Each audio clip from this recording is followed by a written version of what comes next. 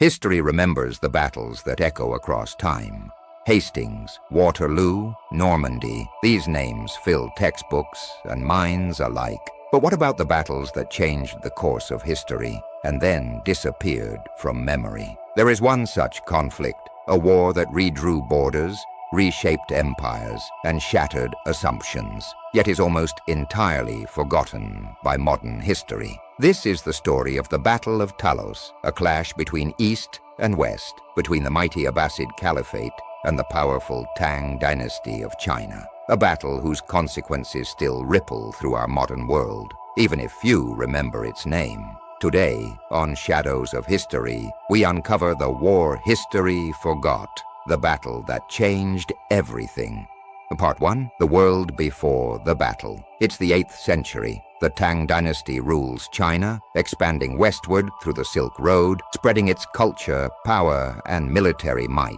Meanwhile, in the Islamic world, the Abbasid Caliphate has just overthrown the Umayyads and now stretches from North Africa to Persia. It is a golden age of science, trade, and conquest. Between these two superpowers lies Central Asia, a region of fertile valleys, ancient cities, and vast steppe. And more importantly, the Silk Road, the economic artery of the known world. The Tang want control. So do the Abbasids. But neither wants war. Not yet. In the background, smaller states like the Tibetan Empire, the Karluks, and the city-states of Sogdiana shift allegiances, jockey for power, and try to survive between two giants. It is only a matter of time before the powers clash.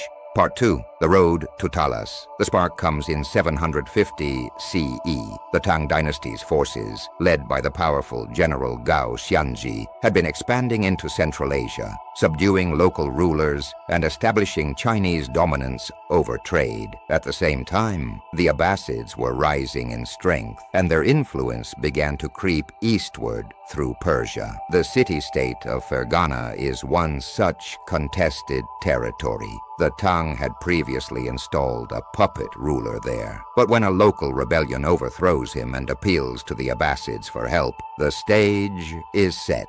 General Gao, confident in Tang military supremacy, gathers his forces and marches west to reassert Chinese control. The Abbasids, led by General Ziyad ibn Salih, respond. The battleground will be the banks of the Talas River in present-day Kyrgyzstan. Two great empires on the east and the west are about to collide in a war that few will remember, but none can deny.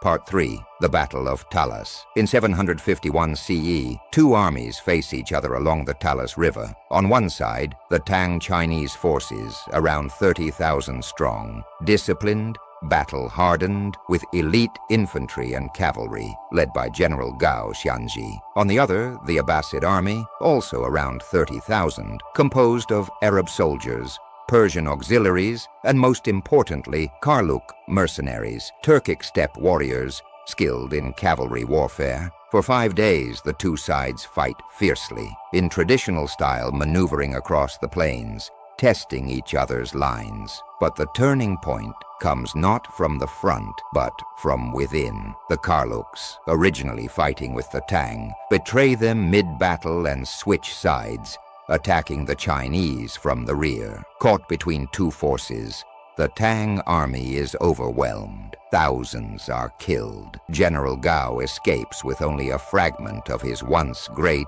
army. The Abbasids stand victorious. The Chinese retreat, and they would never again return to Central Asia. Part 4, Why it mattered. To the casual observer, Talas seems like a regional conflict, a border clash, a military setback, but its consequences were massive. First, end of Tang expansion. Westward, the Chinese withdrawal from Central Asia meant that Islamic culture, language, and religion would dominate the region for centuries to come. Cities like Samarkand and Bukhara became centers of Islamic scholarship. 2. The spread of paper-making to the west. It is said that after the battle, Chinese prisoners of war revealed the secrets of paper-making to the Abbasids. This would eventually spread throughout the Islamic world and into Europe, transforming record-keeping, scholarship, and the written word. third power vacuum in Central Asia. With no major power able to fully dominate the Silk Road, regional tribes, merchant cities, and later Mongol forces would rise and fall in the region. Talas reshaped the political and cultural future of Central Asia. And yet, the battle was largely forgotten, not just by the West, but even in the annals of Chinese and Islamic history. Why? Perhaps because it didn't result in a dramatic conquest, perhaps because it was overshadowed by other internal struggles, or perhaps because both empires had too much to lose in admitting its significance. Part 5. The Silence of History. We often ask, why is some history remembered while other stories disappear? The Battle of Talas wasn't insignificant. It was monumental, but it happened far from capital cities. It didn't involve famous emperors or kings. It lacked the poetry of Homer or the drama of Julius Caesar, and so it was buried in manuscripts, foreign reports, and obscure chronicles. It's a reminder that history is not simply what happened. It's what we choose to preserve, repeat, and retell. For centuries, the name Talas was barely whispered. Now it resurfaces, not in glory, but in reflection. This forgotten war helped shape the world we live in. The map, the culture, the ideas we take for granted. The next time you hear about the great battles of history, remember Talas. Remember the betrayal that changed an empire. The prisoners who helped ignite a revolution in knowledge, the silent battlefield where the East and West collided, and then turned away. This is the shadows of history, where forgotten battles, lost civilizations, and buried truths come to light. If you found this story compelling, subscribe to the channel. Share it with someone who loves history that goes deeper than textbooks. And let us know in the comments what other forgotten wars deserve to be remembered. History isn't just what's written in stone, it's what we bring back to life.